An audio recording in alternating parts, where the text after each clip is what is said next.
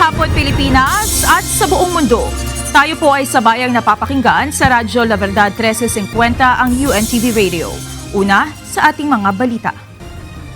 Walang plano sumali si Senator Risa Ontiveros sa Duterte Bloc para makabuo ng oposisyon. Ito ang inihayag ng senadora sa gitna ng usap-usapan sa bagong komposisyon ng Senado sa pagpasok ng bagong mga senador sa 20th Congress. May plan B rin ng senadora sakaling makukuha ng Duterte Bloc ang Senate minority. Ito ang balita ni Asher Cadapan Jr. Posibleng-posible or highly probable or sigurado. Kasi kahit siguradong may mabubuong majority, siguradong may mabubuong minority, at least those two. So, yun sigurado. And probable, kung ibang bloke ang makakuha ng title ng minority, magi-independent. Magkakaroon talaga ng independent block. Independent Bloc. Ito ang posibleng maging grupo ni Senate Deputy Minority Leader Risa Ontiveros sa pagpasok ng 20th Congress. Ito ay kung hindi niya mapapanatili ang pagiging minority sa Senado. Paliwanag ng senadora, minority ang grupo ng mga senador na may piniling Senate President ngunit natalo sa botohan, habang majority group naman ang mga nakasama sa mga senador na bumoto sa naihalal na Senate President. Ngunit isang opsyon pa niya ang Independent Bloc na tinitingnang direksyon ni Ontiveros sakaling makuha ang minority ng Duterte Bloc na plano ring magsanib puwersa sa bagong Kongreso. Well, wala po akong planong sumali sa isang Duterte Bloc. Pwede pong lahat kaming mga colleagues dito sa Senado ay patuloy na makipagtulungan sa mga usapin ng common advocacies. Kung mananatili naman si Senador Risa Ontiveros sa minority o sa isang independent bloc, hiling nito na makasama ang mga bagong halal na senador na sina Bam Aquino at Kiko Pangilinan. Ngunit irerespeto pa rin naman anya nito kung anong magiging desisyon ng dalawa. Ayon kay Senador Ontiveros, ramdam nila sa isa't isa ang pagiging magkakaalyado sa ilang taon na paghahanda at ilang buwan na pangangampanya. Ngunit wala naman anya silang napag-usapan na singilan sa isa't isa. Gayunman, kung magiging isang grupo sila, ay bukas siya na pangunahan nito. Of course, yun naman yung pangarap ng alinmang minority of an outgoing Congress, lalo na kung nakapagpanalo ng mga dagdag na kaalyadong senador, halimbawa, ay magbuo pa rin ng minority sa susunod na Kongreso. But as in everything sa pag-organize ng Senate, it's a matter of numbers. So kung, itutukoy ng majority yung Senate President, posible na yung ibang bloke na may susunod na pinakamalaking bilang ng miyembro ay i-claim nila yung minority. Kahit ganun ang mangyari, may plan B pa rin naman ako, which is the independent bloc. Samantala, batay sa kasalukuyang komposisyon ng Senado, magiging pahirapan anya sa magkabilang panig na ipaglaban ng bawat boto sa impeachment trial kay Vice President Sara Duterte. Ngunit sinabi ng senador na paiirali niya ang pagiging neutral bilang senator judge sa impeachment.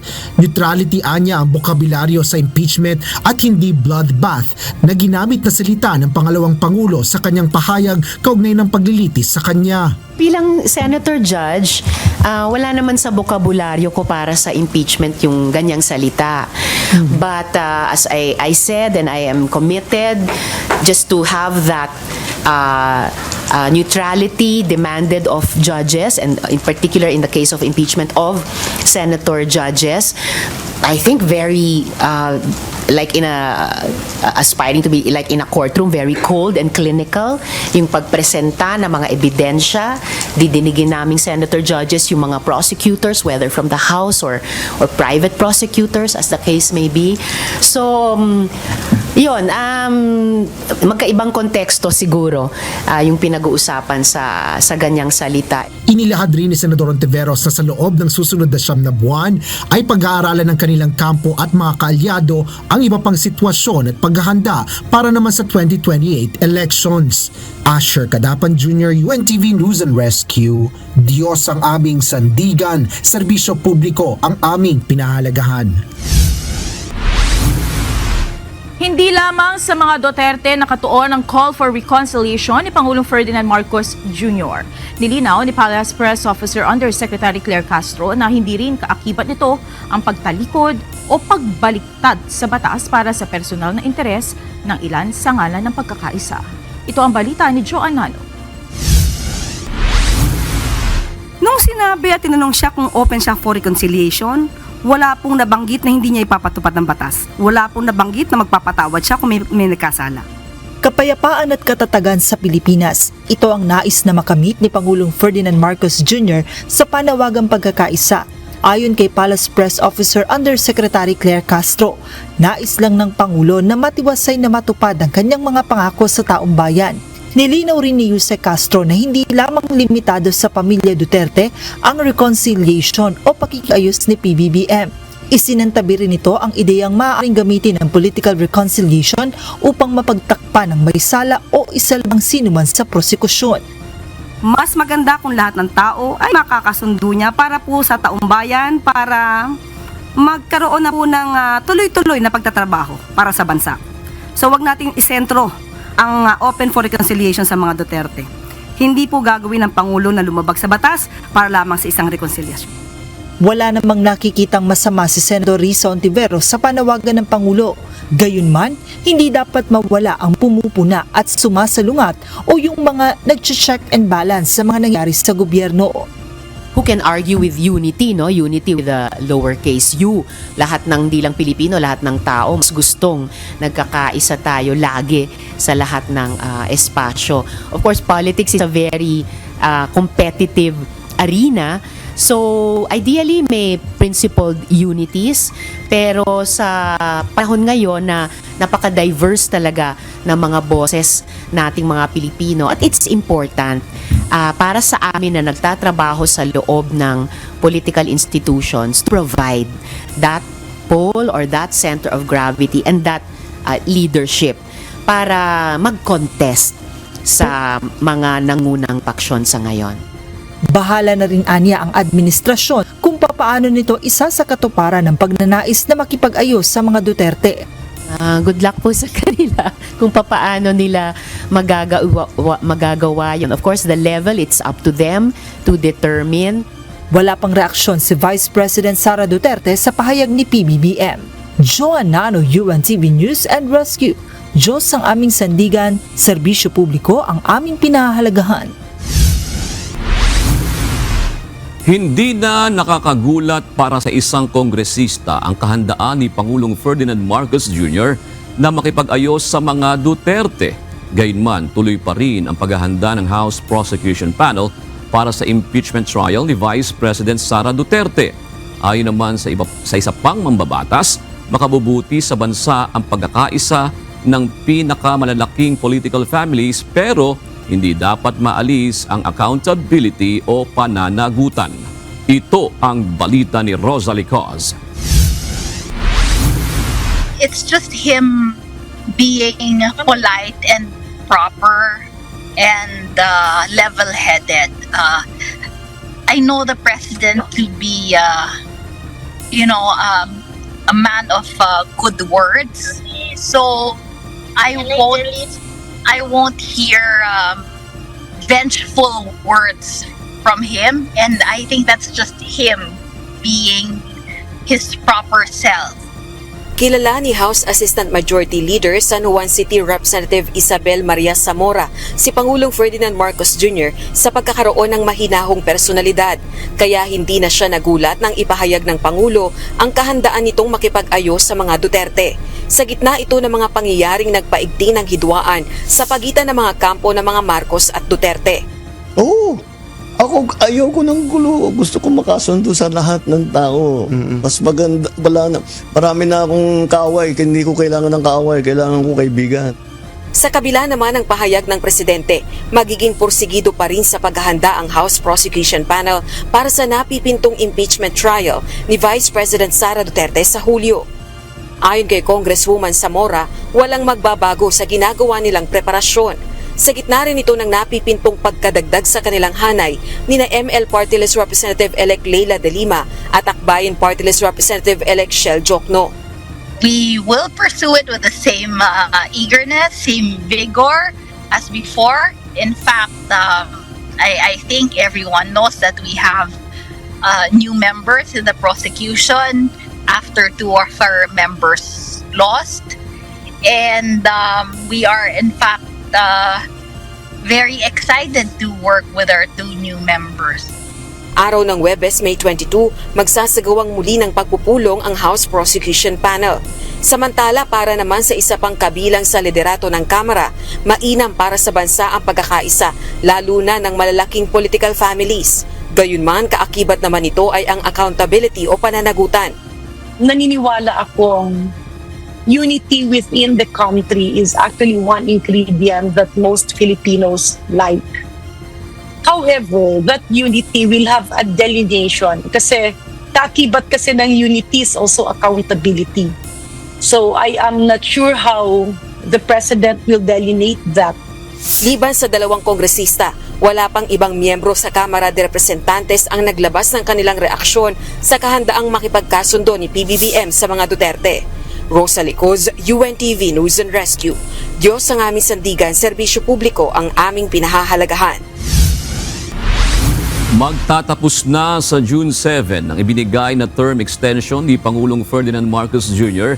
kay Philippine National Police Chief Police General Romel Francisco Marbil. At sa ngayon, may 4 ng pangalan ng senior officials ng PNP ang lumulutang na posibleng pumalit sa kanya sa pwesto. Alamin natin kung sino-sino ang mga ito. Ito ang balita ni Lea Ilagan. Ang sinasabi ko lang, marami po kaming commanders, ang gagaling po, na they can command the Philippine National, anybody, any 1 stars here, any 3 stars. The President can choose who will command the Philippine National Police. Walang tulak kabigin sa hanay ng mga opisyal ng Philippine National Police ngayon na pwedeng maging susunod na pinuno ng pambansang pulisya. At sa nalalapit na pagre-retiro ni Police General Romel Francisco Marbil sa Hunyo, ilang pangalan ang lumutang bilang posibleng kapalit niya sa pwesto. Kung ang hierarchy ng PNP at seniority ang susundin, pasok sa mga maaaring pamilian, sina Deputy Chief per Administration, Police Lieutenant General Jose Melencio Nartates Jr. Gayon din si Deputy Chief per Operations, Police Lieutenant General Robert Rodriguez, at si Chief Directorial Staff, Police Lieutenant General Edgar Alan Ucubo. Ayon kay PNP Public Information Office Chief, Police Colonel Randolph Tumanyo, kasama din sa pinamimilian ang Direktor ng Criminal Investigation and Detection Group na si Police Major General Nicolas Torre III at si National Capital Region Police Office Director, Police Major General Anthony Abirin.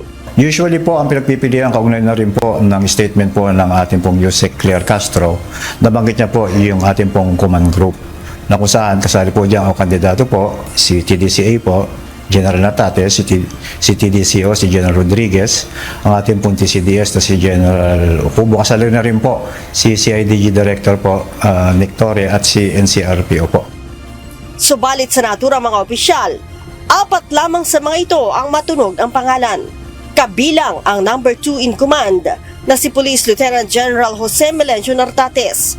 Si Lieutenant General Nartates ay naging direktor ng Police Regional Office 4A o Calabarzon at naging direktor din ng National Capital Region Police Office o NCRPO. Si Nartates ay miyembro ng Philippine Military Academy Tanglaudiwa Class of 1992 at nakatakdang magretiro sa March 2027. Kasama din sa listahan si Chief Directorial Staff, Police Lieutenant General Edgar Alan Ucubo o ang number 4 in command sa PNP. Si Lieutenant General Ucubo ay dating direktor ng NCRPO, naging direktor ng Special Action Force at naging Chief of Staff ng CIDG. Naging direktor din siya ng Civil Security Group at Directorate for Police Community Relations o DPCR. Si Ucubo ay miyembro ng Philippine National Police Academy, tagapagpatupad class of 1992 at nakatakda magretiro sa May 2026. Isa din sa lumulutang ang pangalan ay si CIDG Director Police Major General Nicolas Torre III. Si General Torre ay naging direktor ng Police Regional Office 11, naging direktor ng Quezon City Police District, naging Deputy Regional Director for Operations din siya ng Police Regional Office 3 at Police Regional Office 4A. Si Torre ay mula sa Philippine National Police Academy, tagapaglunsad class of 1993 at nakatakdang magretiro sa March 2026. Maugong din ang pangalan ni NCRPO Director Police Major General Anthony Abirin para sa Chief PNP post. Si Abirin ay naging direktor ng Police Regional Office 7. Naging direktor din ng PNP Aviation Security Group, Deputy Director for Operations ng CIDG at ng Maritime Group. Si Abirin ay mula sa Philippine National Police Academy tagapaglunsad class of 1993 at nakatakdang magretiro sa August 2026. Batay sa Republic Act 6975, maaaring mamili ang Pangulo sa hanay ng mga 1-star o Brigadier General pataas para sa posisyon ng Chief PNP. Ayon kay Colonel Tuanyo, nasa diskresyon ng Pangulo ang pagtatalaga ng pinuno ng pambansang pulisya. Malinaw naman po ang lingwahe ng Republic Act number 6975. Ito po yung the Department of the Interior and Local Government of 1990.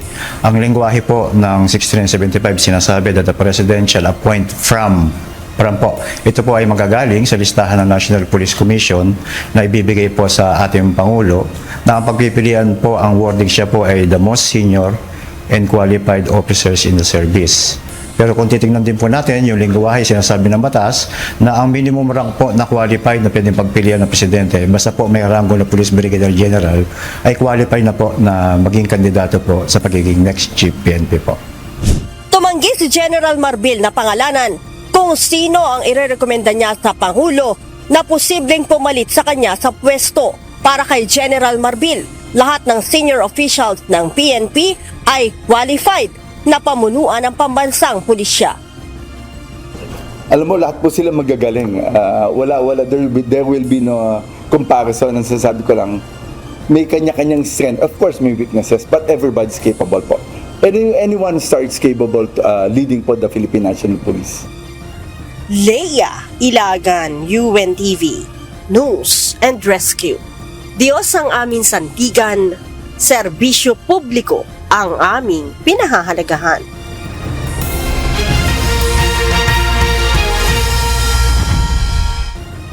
Mag-ingat po sa pagtawid sa kalsada, lalo na po sa mga may edad na. Isang lolo ang duguan matapos mabundol ng motorsiklo.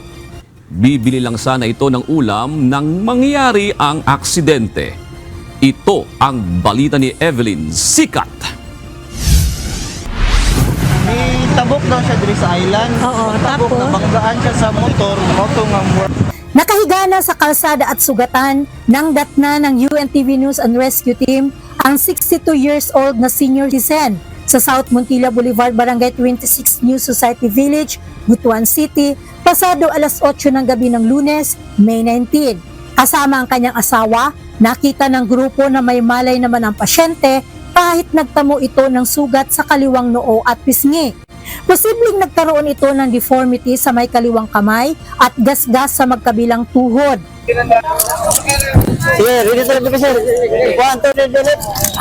Agad siyang nilapatan ng paunang lunas ng team upang makontrol ang pagdurugo ng kanyang sugat.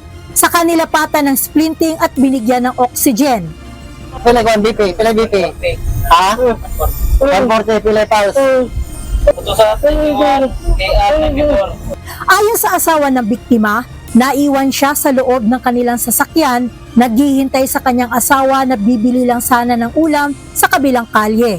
Nagulat na lamang siya nang may mga pulis na sa lugar at nang lumabas siya, nalaman niya na ang kanyang asawa pala ay nabanggana ng isang motorsiklo. Ayon pa sa mga nakakita sa insidente, dumaan ang biktima sa butas ng Center Island. Patawid na sana ito at sakto namang dumaan ang isang motorsiklo kaya ito nabangga. Matapos lapatan ng first aid ang biktima ay agad na isinugod sa Butuan Medical Center. Wala namang nasaktan sa panig ng motorista at angkas nito. Lumugon naman ang UNTV News and Rescue Team sa hiling ng isang pamilya na maihatid pa uwi ng bahay ang kanilang 73 years old na lola. Sumasa ilalim ito sa dialysis procedure sa Barangay Libertad, Butuan City ng araw na iyon. Diabetic ang kanilang lola na 3 taon nang dinadialysis. Minonitor ng team ang vital signs ng pasyente habang nasa biyahe. Naihatid naman ng maayos ang lola kasama ang pamilya nito sa kanilang bahay sa Barangay Duungan, Butuan City. Oo. Eh, kuha na. Ang habo lang ha. Angat lang gamay ha. Kaya sakitan siya. Okay. Sa Bacolod City, nagtamo ng sugat sa kaliwang kamay at kanang bahagi ng likod ang isang lalaki sa Bacolod City madaling araw ng Martes dahil umano sa pagsangga nito sa kutsilyong isinaksak sa kanya. Mula sa Bacolod Disaster Risk Reduction and Management Office, pinuntahan ng UNTV News and Rescue Team ang lalaking biktima na nasa Police Station 6. Agad binalutan ng team ang sugat ng biktima upang maampat ang pagdurugo. Tumanggi ang pasyente na magpadala sa ospital, subalit pinayuhan pa rin itong magpakonsulta sa doktor. Evelyn Sikat, UNTV News and Rescue, Diyos ang aming sandigan, serbisyo publiko ang aming pinahahalagahan. Hindi nakatulog kundi nasilaw umano sa grass fire ang driver ng bus na sangkot sa karambola ng mga sasakyan sa SCTEX noong May 1. Hindi naman kumbinsido sa paliwanag na ito ang Land Transportation Franchising and Regulatory Board o LTFRB, pati ang abogado ng mga biktima. Samantala, maghain naman ng hiwalay na kaso ang mga biktima upang pagbayari ng danyos ang kumpanya ng bus. Ito ang balita ni Ivan Alvarez. Explanation niya, pagtingin daw niya sa kanan, makapal yung usok coming from a grass fire. Panghaling tapat, nasilaw siya. Pagtingin niya ngayon doon sa harapan niya, nagkataon, 4 na sasakyan na nasa harap niya, puti din, kaya hindi naging klaro. Dumalo ngayong araw ang driver, konduktor at kinatawa ng Pangasinan Solid North Transit sa hearing ng Land Transportation, Franchising and Regulatory Board o LTFRB kaugnay ng nangyaring karambola ng mga sasakyan sa Subic-Clark-Tarlac Expressway o SCTEX nitong May 1. Ayon sa driver, walang kinalaman ang iniinom niyang gamot sa alta presyon sa nangyaring aksidente. Paliwanag nito, nasilaw umano siya sa nakitang usok na nanggaling sa grass fire sa lugar. Coming from him, okay?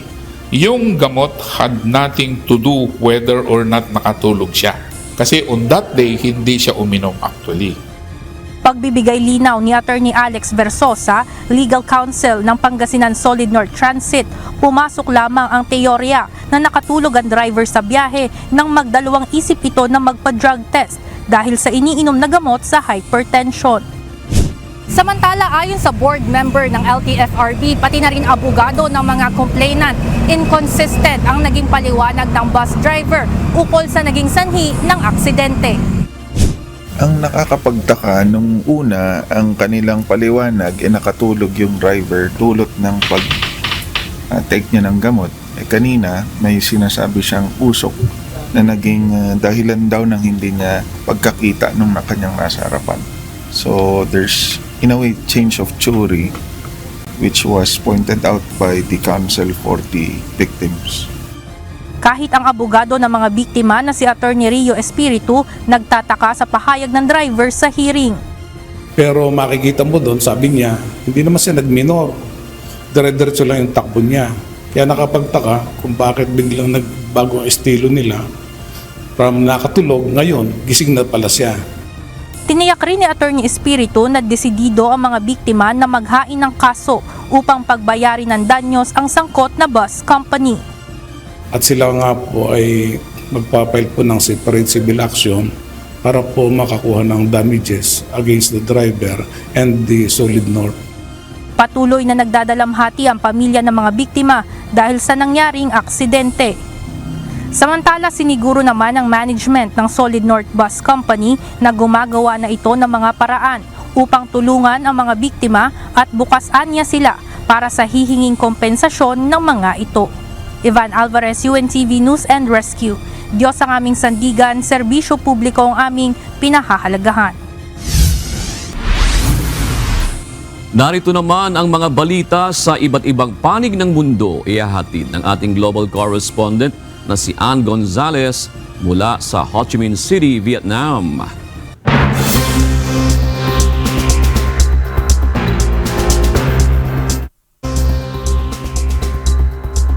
Sabay na nagpataw ng parusa ang European Union at United Kingdom laban sa shadow fleet ng Russia na iligal na nagdadala ng langis upang iwasan ang mga Western sanctions kaugnay ng giyera sa Ukraine. Target ng EU ang 189 na barko ng Russia, habang 18 karagdagang barko naman ang isinama ng UK sa kanilang sanctions list. Ayon sa mga eksperto, mahigit 400 aging ships ang bahagi ng shadow fleet na patuloy na kumikita sa kabila ng mga paghihigpit.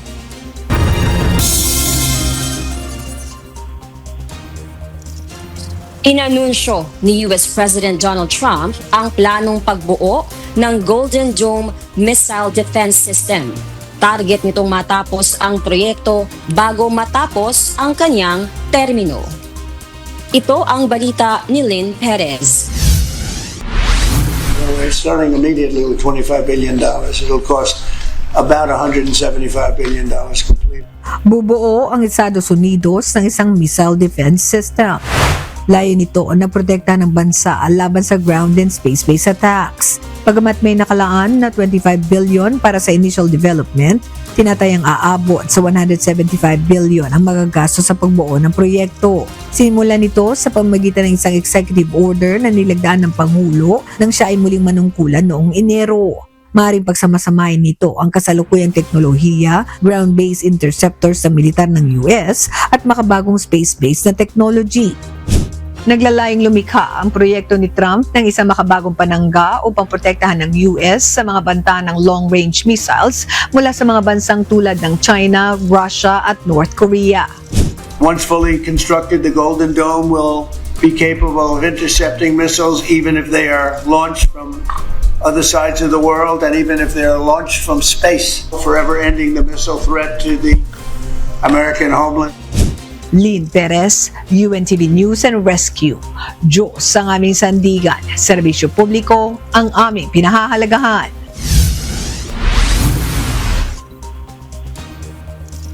Magagamit na ng mga nasa Estados Unidos ang Artificial Intelligence o AI mode ng Google. Ito ay magbibigay ng chatbot experience sa mga user habang ginagamit ang mismong search engine. Layunin ng bagong feature ng Google na gawing mas natural ang research experience na parang nakikipag-usap sa isang eksperto. Ito ay habang pinapalawak din ng kumpanya ang paggamit ng Gemini chatbot. Inanunsyo rin ng Google ang plano nitong bumuo ng AI-powered augmented reality glasses kasabay ng subscription-based AI tool.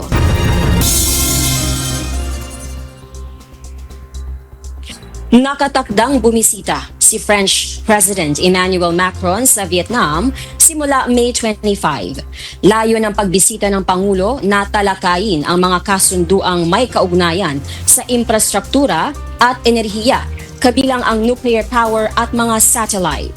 Tinatayang 30 kasunduan ang maaaring malagdaan, kabilang ang memorandum kaugnay ng Earth Observation Satellite ng Vietnam na ginawa ng Airbus.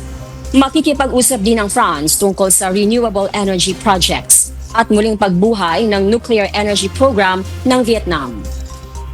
Interesado rin ang naturang bansa sa $67 billion high-speed rail na mag-uugnay sa Hanoi at Ho Chi Minh na magiging pinakamalaking proyekto sa infrastruktura ng Vietnam. At yan ang mga balita mula sa iba't ibang panig ng mundo. Mula dito sa Ho Chi Minh City, Vietnam, ako si Ann Gonzalez. Magandang gabi. Hindi ko kontra sa desisyon ng Korte Suprema ang plano ng Kongreso na muling ipagpaliban ang Barangay at Sangguniang Kabataan Elections o BSKE na nakatakda sa darating na Desyembre. Ayon kay COMELEC Chairman George Erwin Garcia, maaari pa rin namang hindi matuloy ang halalan kung may compelling reason o mabigat na dahilan. Gaya ng sinusulong ngayon sa Kongreso na lagyan ng fixed term ang mga opisyal ng barangay at sangguniang kabataan. Ito ang balita ni Dante Amento. Pag nag-fix ka ng term mula 3 taon, you have to necessarily adjust. And therefore, no choice ka kung hindi adjust ang election. So that may be considered as a compelling reason. Naniniwala ang Commission on Elections o COMELEC na maipagpapaliban ang barangay at sangguniang kabataan elections o BSKE na nakatakda sa Disyembre kung may batas na maipapasa ang Kongreso para dito. Ayon kay Chairman George Erwin Garcia, sa Kamara ay may panukalang batas na gawing 6 na taon ang fixed term ng elected barangay officials, habang sa Senado naman ay 4 na taon. Sa Article 10, Section 8 ng Saligang Batas, hindi nakalagay ang fixed term o partikular na haba ng panunungkulan ng barangay officials liban na kung may batas na magtatakda nito. Paliwanag ni Garcia, ang pagkakaroon ng isang batas ay maaaring compelling reason o matibay na dahilan upang ipagpaliban ang halalan. Anya, kung may pagbabago sa haba ng termino, ay magbabago rin ang petsa ng pagdaraos ng eleksyon. Ang term of office ng lahat ng opisyal ng lokal ay 3 taon.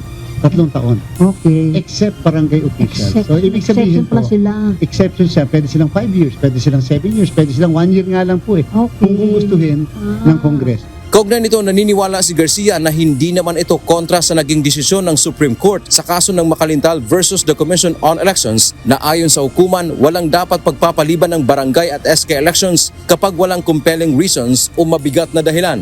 Anya, magkaibang bagay naman ang dalawa sapagkat ang issue ngayon na pinag-uusapan sa Kongreso ay ang paglalagay ng fixed term of office ng barangay at SK officials at hindi naman ang mismong pagpapaliban ng BSKE. Aalamin kung gano'n ba talaga kahaba ang panunungkulan ng isang nahalal sa barangay, whether chairman or kagawad, at sa SK, whether chairman o yung kagawad din ng mismong mga sangguniang kabataan. So ito po ay completely different issue kumpara doon sa naging issue sa kaso ng Makalintal versus the Commission on Elections. Dagdag pa ni Chairman Garcia, mahalaga sa kanila ang pagbabalik sesyon ng Kongreso sa Hunyo dahil maaring magkakaroon sila ng kasagutan kung tuloy o maipagpapaliban ba ang eleksyon ng barangay at SK.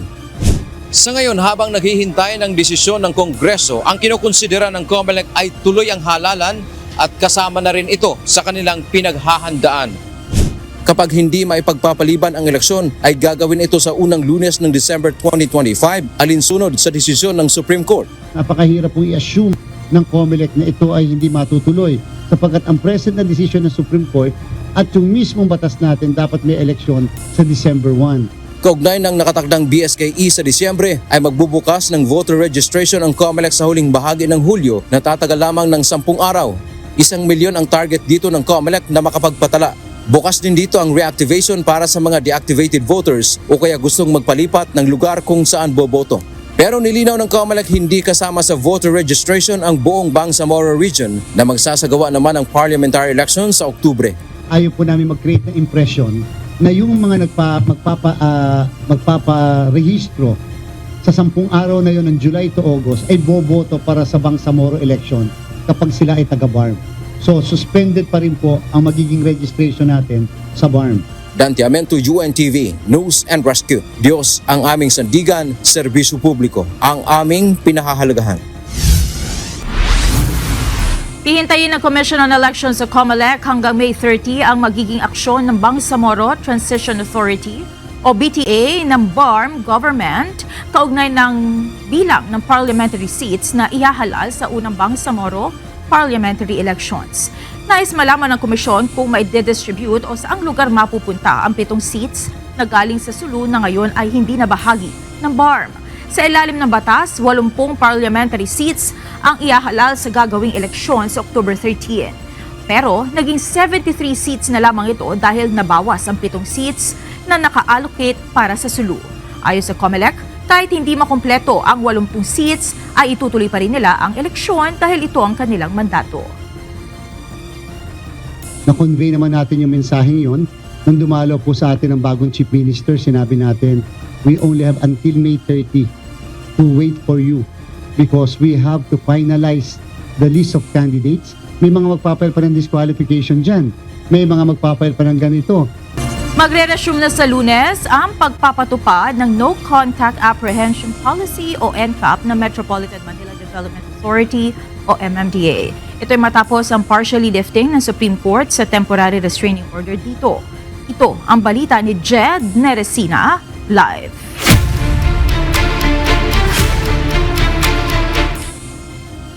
Jed, mayroon bang pagbabago ngayon sa no contact apprehension policy sa muling pagpapatupad nito? Magandang gabi, Monica. Ayon kay MMDA Chairperson Romando Ortiz, wala namang pagbabago dito sa NCAP dahil aniya matagal na ang nasabing polisiya at nahinto lamang ito dahil sa inilabas na temporary restraining order ng Korte Suprema. So basically, itong no contact apprehension policy ng MMDA, yung mga violations ay hindi na physically i-apprehend ng mga enforcers dahil yung mga CCTV o surveillance cameras na yung uhuli sa mga nasabing violation.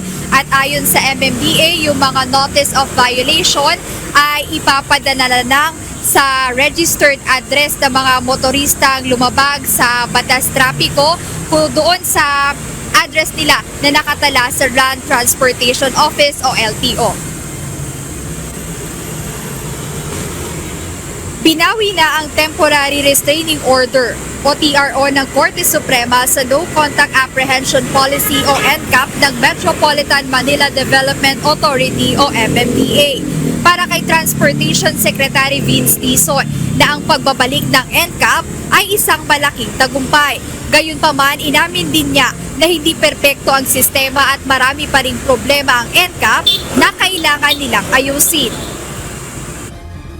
Big victory yan for not just for the government but also for motorists and the commuters, no, kasi it will impact a lot yung enforcement ng road safety. Kaya maganda yung naging development kahapon na pwede na tayong at least on a limited basis magkaroon ng no contact apprehension para matulungan ang ating law enforcement, no? Pero kahit yung no contact apprehension, marami ding problema yan, no? Kailangan ayusin yan. Binigyang diin ni Secretary Dizon na mahalagang hindi maabuso ang nasabing polisiya. Aniya, kailangan ay mayroong mga mekanismong panangga upang matiyak na makatarungan ang implementasyon ng sistema. Kailangan hindi maabuso. At kailangan merong checks and balance, no? At ang pagkakaalam ko dito sa papatupad ng MMDA, meron naman yang pwedeng mag-contest, no? Ibig sabihin, pwede mong i-contest kagaya ng ginagawa sa ibang bansa kung ikaw ay padagan ng ticket o padagan ng violation through the NCAP, pwede mong i-contest yan, no? Pwede mong i-contest na, yun nga, no?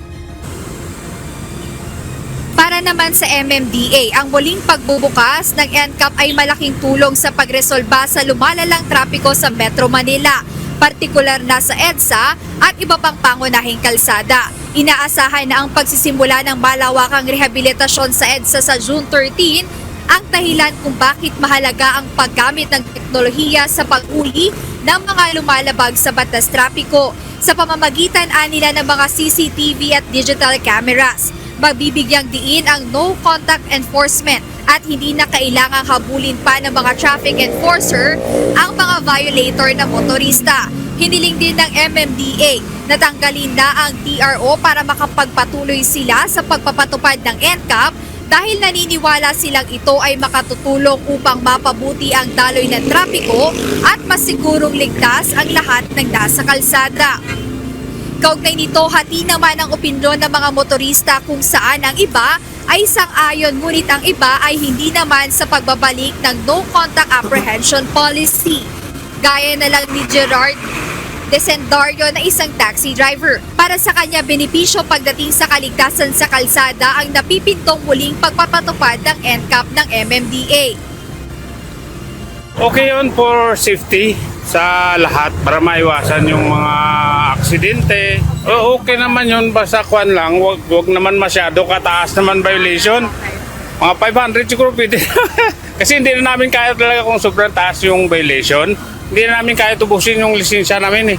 Siyempre kumakain kami tapos mababa lang kinikita. Wala na kami pamilya namin.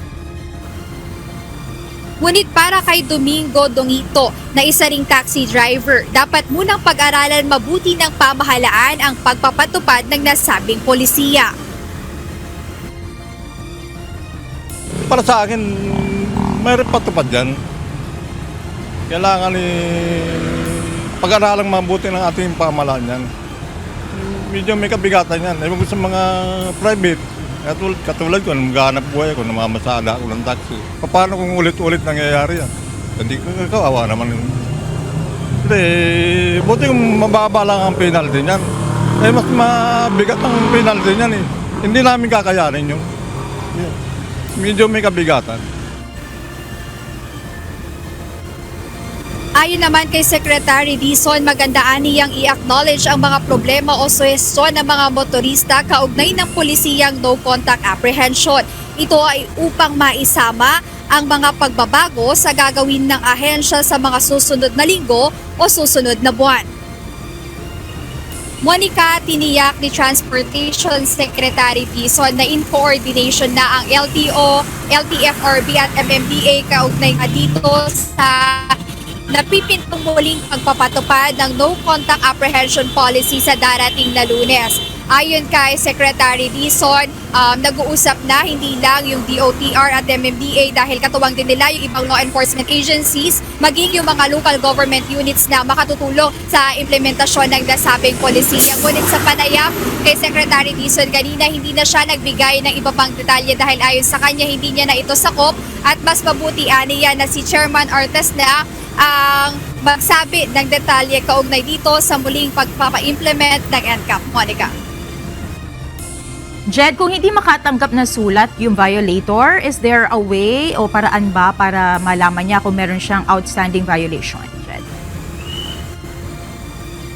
Monica, para nga malaman itong outstanding violation ng mga motorista or kung nakapag-violate sila, posible nila itong makita kung sakaling mag-renew sila ng lisensya at ito yung kailangan nilang isettle para makapag-renew sila ng kanilang mga lisensya, Monica.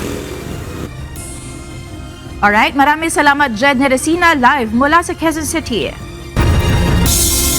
Nakatakda na ang pagsasaayos sa EDSA sa susunod na buwan. Ngunit para sa Transportation Department, hindi pa rin ito maituturing na solusyon sa matinding bigat ng trapiko sa Metro Manila. Ito ang balita ni Benedict Samson live.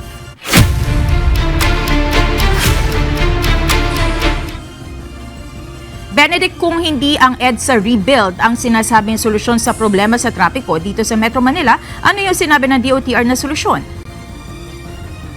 Magandang gabi, Monica. Ayon nga kay Secretary Vince Dizon ng Transportation ay mass transportation yung nakikita niya nga na solusyon, na ultimate solution dito nga sa matagal na problema sa Metro Manila na mabigat na daloy ng trapiko.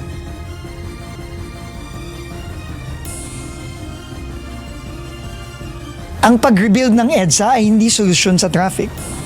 Whoever told you that is wrong. No? Ang solusyon sa traffic, ultimate solution ay mass transportation. Kaya nga pinapamadali din ng ating Pangulo ang lahat ng mga magagaking proyekto tulad ng subway, tulad ng pagsasaayos ng common station, ng MRT7. Yan po ang magiging ultimate solution sa traffic. No? Wala pong mabilisang solusyon sa traffic. Gayunpaman, itinakda na rin ang pagsasaayos sa kahabaan ng EDSA para sa mas ligtas na pagbibiyahe ng mga motorista. Hindi yung aayusin ng pachi-pachi ngayon tapos after 6 months sira na naman. Yung chance ng aksidente ay mataas. So, kaya sabi nga ng Pangulo, once and for all, no, ayusin na natin.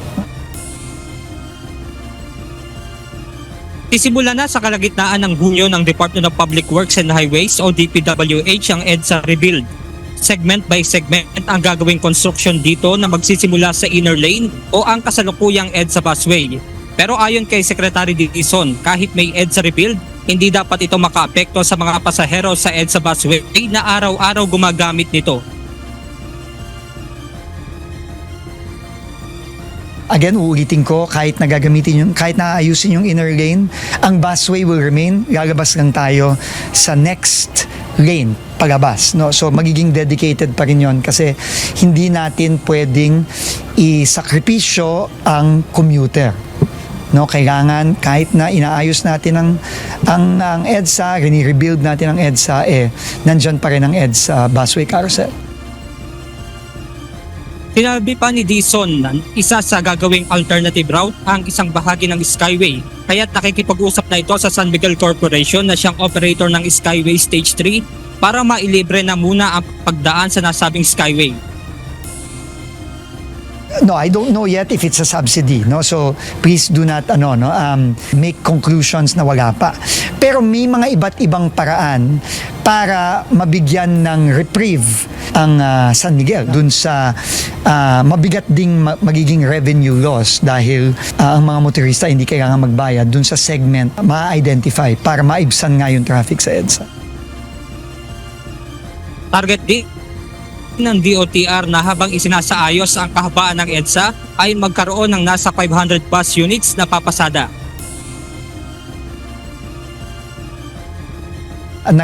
Tayo po yung nagbigay na ng direktiba na magdagdag tayo ng bus, no? Nagdagdag na ata ng 50 nitong nakaraan at nagpapadagdag pa tayo ulit para lalo na pagka nagkaroon na ng rebuild, mas kakailanganin natin ng mas maraming bus para mas maraming makasakay.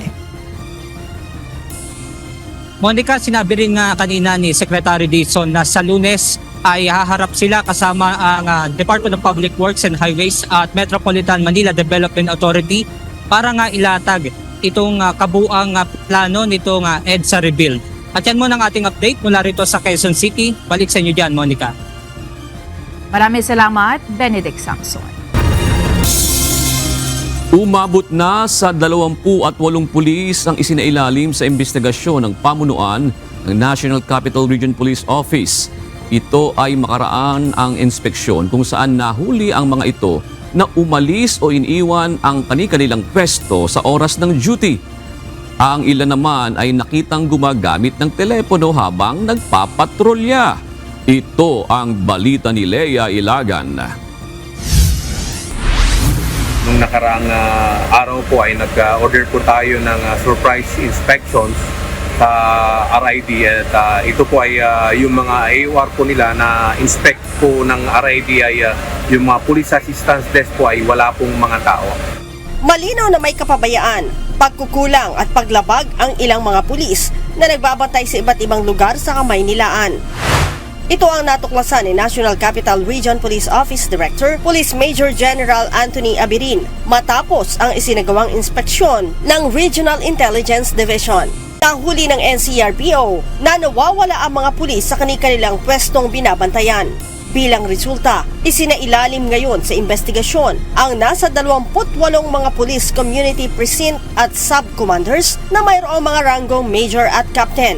Ayon kay Major General Abirin, sa 28 iniimbestigahan, 9 na ang inirekomenda niyang tuluyang alisin sa pwesto. As of this hour, may positive po na shampoo na subject for relief. Hinihintay na lang po natin sa yung COMELEC clearance po. And the rest po is na-justify po bakit wala po yung mga tao sa police assistance desk sa outpost kasi po yung mga tao po doon ay nag-responde. The rest po na hindi na-justify, we are their relief po para hindi po pamarisan. Mayroon ding mga patrolman at corporals na iniimbestigahan ang posibleng makasuhan dahil sa paggamit naman ng cellular phones habang nasa duty. Aniya, mahalaga na nakikita ng mga pulis ang mga lansangan para mabantayang maigi at mabilis na makaresponde kung kinakailangan. Dapat po talaga na i-maximize po natin yung presence ng ating mga police officers doon sa kalsada. Nang sa ganun ay nakikita, naririnig at nararamdaman po sila ng ating mga kababayan. At pag ang mga pulis po natin ay nandun sa kalsada, of course, mas matali po yung responde natin. Kasi the moment na may mangyari sa isang lugar, makaka-responde po kagad. Mas magiging kampante din ang publiko sa kanilang kaligtasan kung may nakikitang otoridad lalo na sa matataong lugar. Mas feel nila na mas safe nila kasi may pulis po doon sa kalsada na pwedeng umaksyon in case something happen. And not only that, maibabalik po natin ang kumpiyansa ng ating mga kababayan kung may mga kapulisan po tayo sa kalsada. Kasi mas lalakas ang loob ng ating mga kababayan na i-report yung mga bagay-bagay na nangyari sa paligid. Si PNP Chief Police General Romel Francisco Marbil, sinabing hindi katanggap-tanggap ang mga pulis na gumagamit lamang ng telepono habang nagpapatrolya. Kaya't mahigpit ang bilin ng general sa mga pulis, gawin ng maayos ang kanilang mga trabaho. hindi mo pwedeng gamitin. Ayaw namin yung yung text, yung lagi, dapat ang gusto namin yung mga pulis namin alert. Pagka nakita mo ang pulis sa katayo, kaya talagang, very aware dun sa nakikita niyang paligid. Inatasan na rin ni Chief PNP ang NCRPO na buhayin ang mga force multiplier mula sa mga barangay na siyang maaaring tumulong sa PNP sa pagbabantay. Come up with yung mga force provider po natin na i-activate ulit yung mga civilian na makakatulong po sa atin. Pinistop lang namin dati yan kasi na-abuse po, but right now let's come up with yung better po na talagang stringent yung pagpili sa mga tao na magiging force provider po namin. Leia Ilagan, UNTV News and Rescue. Diyos ang aming santigan, serbisyo publiko ang aming pinahahalagahan. Dumalo sa pagdinig ng Department of Justice sa mga reklamong isinampa sa kanya ng National Bureau of Investigation si dismissed Banban Tarlac Mayor Alice Go. Ayon sa kanyang abogado, nagsumiti sila ng counter affidavit o kontrasalaysay sa reklamong falsification of public documents, tax evasion at graft. Binigyan niya ng pagkakataon ng NBI na maghain naman ng sagot sa counter affidavit ni Go. Nakatakda ang susunod na pagdinig sa susunod na buwan. So we just reiterated our argument na Filipino citizen siya and there is no falsification of when she purchased real properties.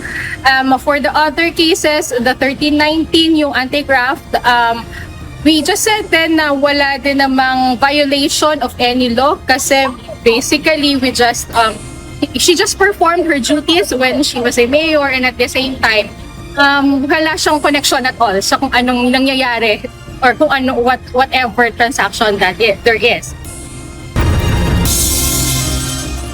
Nagsumite na ng kanya sworn affidavit sa Department of Justice o DOJ si Alvin Ke, anak ng dinukot at napaslang ng negosyanteng si Anson Ke. Ayon sa kanyang abogado na si Perlito Campanilla, nakikipagtulungan sila sa mga otoridad sa isinasagawang investigasyon.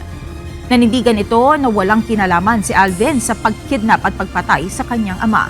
Ang nakababatang Ke ay kasama pa rin bilang respondent sa DOJ probe.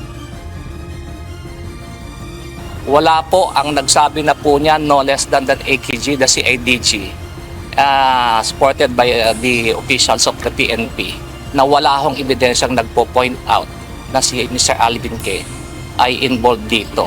In fact, yung negotiation ng ransom, yung paghingi niya ng proof of life, it's a very indicative na talagang walang-wala siyang kinalaman. Sinimula na ang rehabilitasyon ng San Juanico Bridge na nasa Eastern Visayas. May pangmatagalan na rin plano ang Department of Public Works and Highways upang mawala ang pangamba sa posibleng maging epekto kapag tuluyang nasira ang kritikal na tulay na nagdudugtong sa mga probinsya ng Samar at Leyte. Ito ang balita ni Nel Mariboho. Nagkaroon po ng plano that we will construct a new bridge nearby, adjacent to the existing San Juanico Bridge. Now, this is now in the work. Isang bagong tulay na katabi lamang ng San Juanico Bridge ang plano ng itayo ng Marcos administration. Ayon kay Department of Public Works and Highways Secretary Manuel Bonoan, kasabay ng ginagawang rehabilitasyon ng San Juanico Bridge, ginagawa na rin ang engineering design para sa itatayong nasa 2,600 meters na bagong tulay. We hope that the detailed engineering design will be completed by 2026 and thereafter, the construction will follow immediately. Mapapaloob ito bilang isa sa mga flagship projects ng Marcos administration at popondohan ng Japanese government. Wala pang detalye sa ngayon ang DPWH kung kailan masisimulan at magkano ang gagastusin sa konstruksyon ng bagong tulay. Ayon sa kalihim, kapag nabuksan na ang bagong tulay na magdudugtong sa Leyte at Samar, permanente nang isasara ang San Juanico Bridge. Sa ngayon, ayon kay Secretary Bonoan, asahan na kapag natapos ang retrofitting sa San Juanico Bridge, may tataas na nila ang load limit ng mga sasakyan sa 10 tons mula sa 3 tons. Ibig sabihin, halos lahat ng mga behikulo ay maaari nang makatawid na muli sa tulay na ito bago matapos ang taon. We are doing our best na kung matapos po namin kumpunihin yung mga deteriorated sections doon sa approaches, we might be able to increase the load limit in some time within the year po. Samantala, tapos na sa technical investigation ng ahensya sa gumuhong bahagi ng Kabagan Santa Maria Bridge sa Isabela. Tapos na po kami doon sa technical investigations namin, no? And I think at this point in time, we will now be rendering actually yung completion of the report so that we will have to request all those that we think should be asked yung participation nila on the construction of that bridge. Sa ngayon, tututukan ng ahensya kung papaano isasagawa ang muling pagtatayo o reconstruction ng tulay sa Isabela sa madaling panahon. Nel Maribuhok, UNTV News and Rescue, Diyos ang aming sandigan, serbisyo publiko ang aming pinahalagahan.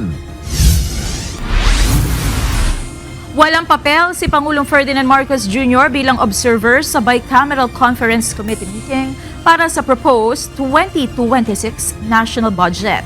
Ito ang binigyan diin ni Senate Deputy Minority Leader Risa Ontiveros matapos ihayag ni Budget Secretary Amina Pangandaman na bili ng Pangulo na upuan maging ang BICAM sa panukalang pondo.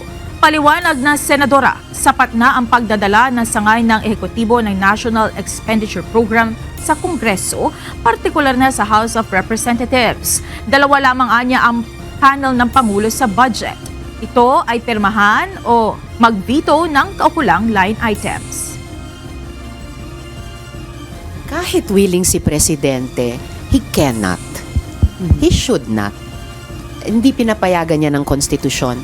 The power of the purse is wielded by Congress and Congress alone, not the executive, not any member of the executive, not even the chief executive. Baka kasuhan sila or, di ba? I mean, di pa nga out of the woods dun sa mga inireklamo sa kasalukuyang budget namin 2025. Magdadagdag pa ba sila ng problema sa 2026 budget nila? It's their call. But I think it's wrong. Dagdag pa ni Senator Ontiveros, hinihintay pa niya ang magiging desisyon ng Korte Suprema sa inihaing kaso kaugnay ng umano'y anomalya sa 2025 budget.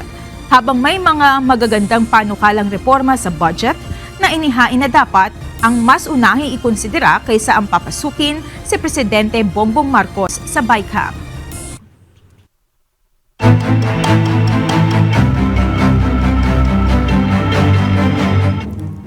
Muling nagkita-kita ang mga batang inabandona ng magulang at mga nasagip sa pang-aabuso na natulungan ng Reception and Study Center for Children ng Department of Social Welfare and Development Cordillera. Ilan sa kanila nabago na ang buhay at nagsisilbing gabay ngayon sa ibang mga kabataan na kapareho nila ng pinagdaraanan. Ito ang balita ni Grace Doctolero. Yung talagang nare-remember ko na experiences ko dito, yung pagbabasa ko sa library.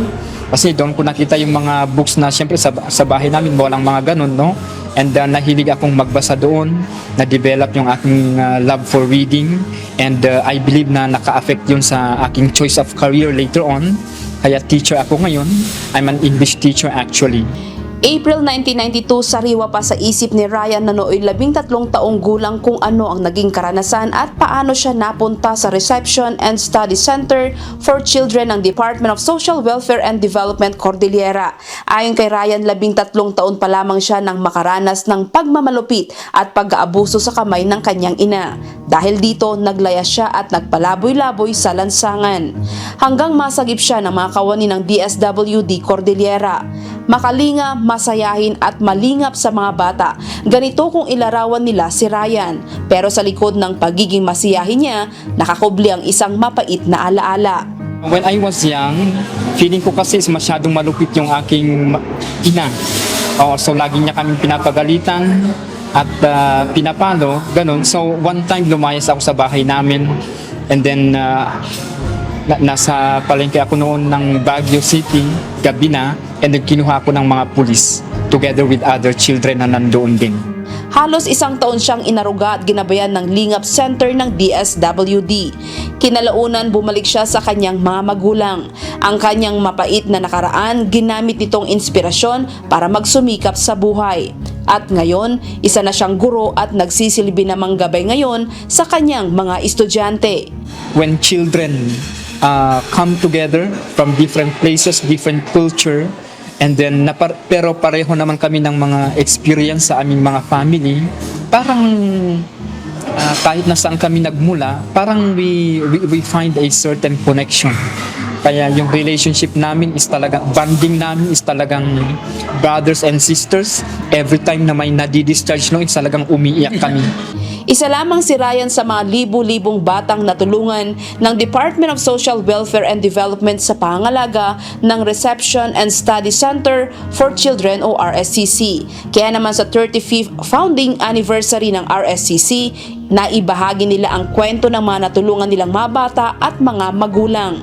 Si Nanay Rosita, isa sa kauna-unahang empleyado ng RSCC na nag-alaga sa mga inabandonang mga bata na ngayon 87 anyos. Masaya para sa maraming bata na naging successful ang buhay gaya ni Ryan. Very happy ako na isa siya sa mga successful mga bata na inalagaan ko dito, na nagpo-crawl din sa mga lupa kasama ko. Aside from we are celebrating the 35th anniversary, it's also a time for homecoming. So we have invited yung ating pong mga house parents, yung ating mga residents, yung ating pong mga staff mula nung nagsimula ang ating center in 1990s na hindi lamang tumulong para mahubog siya, para mabuhay ng maayos, but also taught him a lot of good values. Ngayong taon, umabot sa 21 ang nabigyan ng tulong mula sa DSWD at isa na dito ang para sa adaptation. Noong nakaraang taon naman, 54 na mga bata ang kinupkup at tinulungan ng DSWD sa Cordillera. Ayon sa pamunuan ng DSWD CAR, bukas ang pintuan ng Reception and Study Center for Children sa mga nais magpaabot ng tulong para sa mga bata. Grace Doctolero, UNTV News and Rescue. Diyos ang aming sandigan, serbisyo publiko ang aming pinahahalagahan. Pinangangambahan ngayon ng mga netizen ang tuluyang pagkasira ng bahagi ng Sierra Madre Mountain dahil sa nakitang kalbong bahagi nito sa Dinapigue, Isabela. Sa Cebu City naman, isang tracking device ang ikakabit sa mga alagang aso para makatulong sa paghahanap kapag nawawala ang mga ito. At sa Negros Occidental, bumuo na ng task force ang Sugar Regulatory Administration para tutukan ang pagkalat ng peste sa ilang mga tubuhan. Ito ang balita ni JP Nunez. Sa Isabela, sa larawang ibinahagi ng Facebook user na Ganda ng Isabela, makikita ang aerial view ng kalbong bahagi ng Sierra Madre. Paliwanag ni Dinapigue Mayor-elect Vicente Mendoza, ang Dinapigue Mining Corporation ang nag-ooperate sa kagubatan. Mayroon itong 25 years na kontrata. Legalaan niya ang operasyon nila dahil may kaukulang permit at dokumento mula sa Mines and Geosciences Bureau o MGB. Gayunman, nangangamba ang mga netizen dahil baka tuluyang makalbo at masira ang Sierra Madre Mountain na isang likas yaman ng bansa.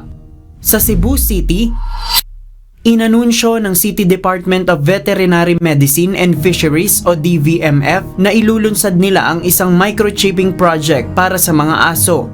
Dito lalagyan na ng Global Positioning System o GPS ang mga owned at registered dogs sa lungsod. Ayon kay DVMF Head Dr. Alice Utlang, sisimulan ang proyekto pagsapit ng July ngayong taon. Ibinahagi ni Dr. Utlang ang larawan ng Smart ID tag na gagamitin sa mga aso.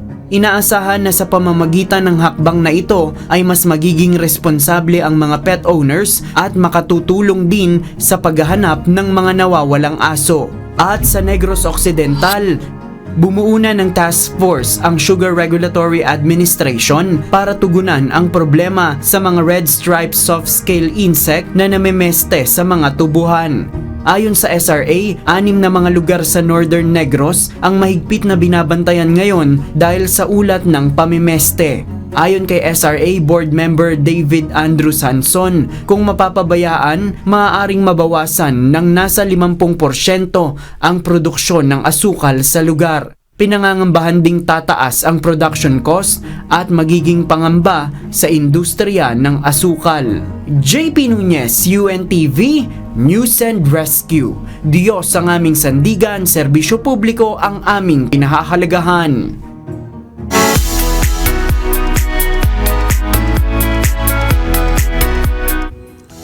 Asahan na ang mas pinatinding obstacles at iba't ibang kategorya sa ikalawang season ng Manibela Challenge.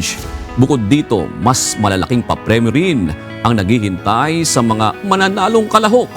Ito ang balita ni Rodel Flordeliz.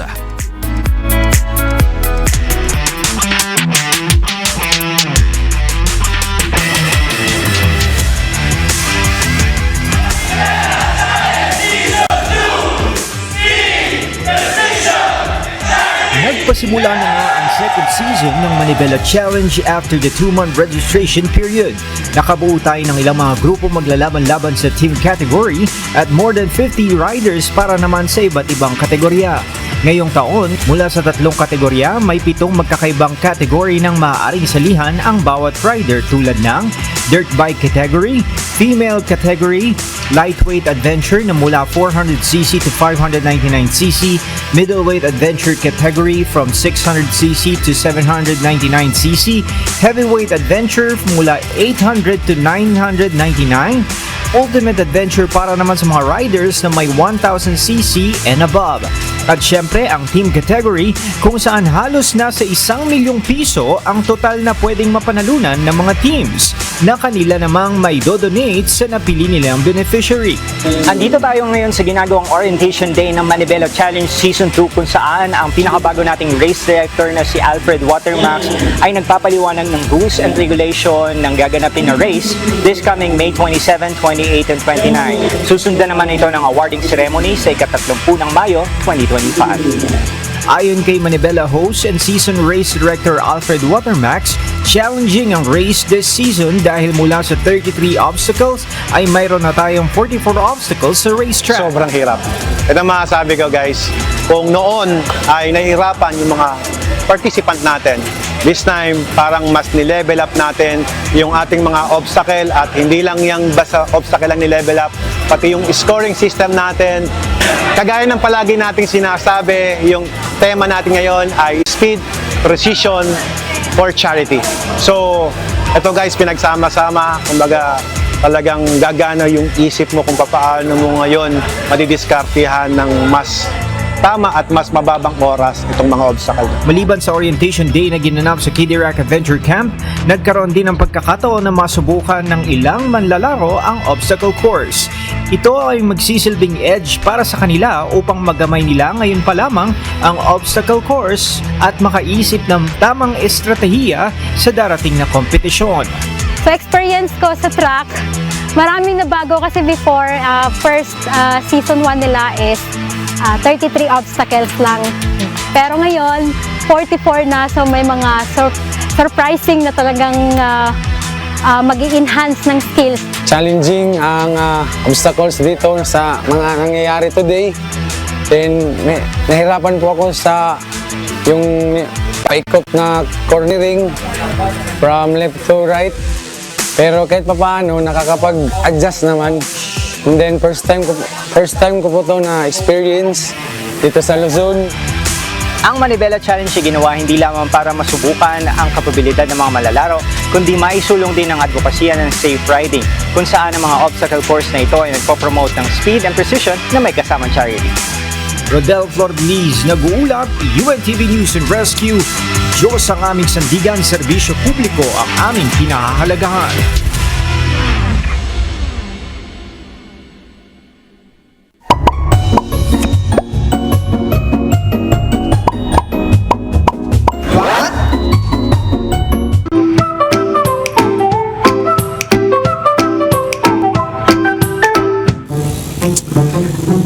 guilty ka rin ba? Habang naglalakad, nag-i-scroll sa cellphone? Alam niyo po ba, may epekto sa mga utak natin kapag tayo ay nag-cellphone habang naglalakad. Alamin po natin. For me, human etiquette, habang naglalakad ka, dapat focus ka lang sa nilalakad mo. Kasi minsan yung mga naglalakad sa phone, nakaka-distract or minsan nag-focus sila ng something na unnecessary or minsan incident. For me po, it's dangerous din. I mean, especially na if you're on the street, dapat you should be... Yeah, you should be alert. Tapos kapag minsan you're on the verge of an accident, sisihin mo pa yung driver. So I think you should always be alert. Alam mo ba, hindi kaya ng utak mo ang sabay-sabay na atensyon. Kapag nag-i-scroll ka habang naglalakad, nahahati ang focus mo at may masamang epekto yan. Ayon sa Journal of Cognitive Neuroscience, bumababa ang activity sa prefrontal cortex, ang part ng utak na nagkokontrol sa focus, decision making at impulse control. Kapag sabay mong ginagawa to, nagkakaroon ka ng tinatawag na attentional blink. Sa 200 to 500 milliseconds, nagba-black out ang atensyon mo sa paligid. Kada swipe at notification, naglalabas ang utak mo ng microdopamine spikes. Pero dahil distracted environment, hindi nasusustain ang reward response. Ang resulta, brain fatigue at stress. Kaya po next time, subukan mong bitawan muna ang cellphone habang naglalakad at siguradong gagaan ang pakiramdam mo. Promise yan. Sana po may natutuhan kayo at laging tatandaan, mapalad po ang tao na nakakasumpo ng karunungan at ang tao na nagtatamo ng kaunawaan.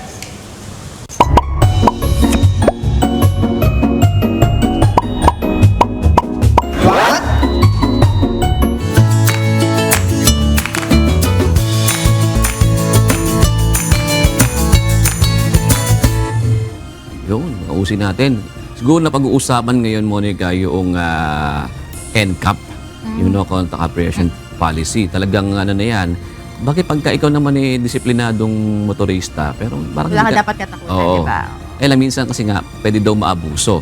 Kaya dapat malaman natin yung mechanics, yung guidelines talaga nitong NCAP na ito. Ma-review natin bilang isang motorista o mga motorista na talagang gagamit. EDSA lang pa lang naman ngayon wala pa yung mga LGU dyan Kasi pagka iyan kumbaga hindi mo alam na may violation ka, may ipon yun pag nag-register ka ng iyong sasakyan, nakikita mo doon may violation ka. Oo, yun yung tinanong ko kanina kay Jed kasi nangyari sa amin yan. Wala kaming natanggap na abiso. No? Sabi kasi nila magpapadala sila, wala kaming natanggap. So nung nagpa-renew kami ng sasakyan, doon lumabas lahat? Oo, meron pa yan. Isa lang naman. Isa lang naman. Pero kasi yun nga, parang... may penalty. Meron na. Pero pwede mo naman daw kasing i-contest. Pero yun nga, paano kung nag-ipon-ipon na? Ang hirap na nung i-contest isa-isa, di ba? Kaya tingnan natin. Baka ibabalik siguro ng MMDA yung sa website nila. O yung app, di ba? Gusto kong, oo. Parang may huli ka ba? May ganun dati, di ba? Oo. Yun yung hinintay kong sabihin ni Jed. Baka wala pang ganun. Pero although kasi nung panahon na yun, hindi siya ganun ka-updated din. May mga violations pala na hindi pa na-upload doon sa website. Kasi yung ipinatupad dati yung NCAP na yan, talagang tumitingin din ako kung may huli ka o wala. Ka rin ba? Parang paranoid ka na. Pero alam mo naman pagka may violation ka. Sa sarili mo. Alam mo pagka alanganin mag-ano ka na, magtitingin ka na baka meron akong violation. Pero depende talaga sa disiplina yan, di ba? Oo. Pero maganda rin yung sinabi nila na hindi talaga actually, iba pa rin sinasabi ko, yung tungkol naman sa rehabilitation na EDSA. Yan na. Oo. And then, maganda kasi yung sinabi na hindi yun ang sagot talaga sa traffic, di ba? Ang sabi is mass transportation. Tsaka, siguro decentralization, no? Parang alisin yung karamihan ng magagandang opportunities lahat sa Metro Manila. Matagal na, oo. Diba? Matagal na yan. Laki-laki ng...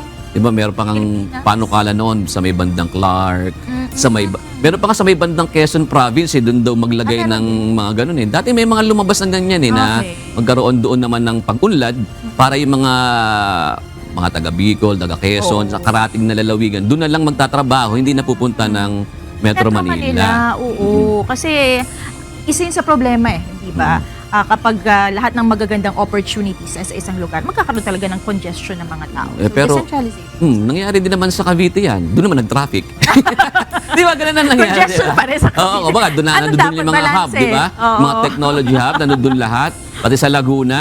Tignan mo sa Cavite, nagre-reklamo na sila sa traffic ngayon. Ano naman, hanap ulit ng ibang opportunities naman. Dahil lang naman siya totoong buhay, realidad, di ba? Ito naman po ang ating mga kausi ngayong araw po ng Miyerkules. Salamat po at shout out kina Ria Carino, Bonjing Ocampo at Ray Consolacion. Sa Ray Holiday ba to yung DJ natin? Ray Consolacion. Consolacion. Kung siya man yun. Baka ano lang niya pangalan. Maraming salamat po. Ganyan din kay Ria Carino, Bonjing Ocampo. Dalawang Ray Consolacion. Hindi, Fred yun isa. Sa graphics Sa nagaling graphics na ba yan? Oo. Sorry kasi. Si Fred Villaflor. Putol kasi dito sa dito ako titingin. Kay Elizabeth De Gorio, kay Fred Villaflor, at sino yung na-miss ko sa taas? Yung sa taas. Yan, si Ayan, Ramos. si Lolita Ramos ulit. Yan, maraming salamat po. At mga kasambahay, kung may mga istorya po kayong nais balikan sa Ito ang Balita, pwede nyo po itong muling mapanood sa aming mga official social media account. Magtungo lamang po sa UNTV News and Rescue YouTube channel at i-click ang subscribe button. Gayon din sa aming Facebook, Instagram, X at TikTok accounts. Mapapanood nyo rin po rito ang iba pang news programs ng UNTV, pati na ang iba pang video ng nag-iisang public service channel. Kaya subscribe, like, and share. Narito naman ang salita ng Diyos na ating sandigan mula sa aklat ng Ecclesiastes 7 at 8 na nagsasabi, maigi ang wakas ng isang bagay kaysa pasimulan niyaon, at ang matiising loob ay maigi kaysa palalong loob.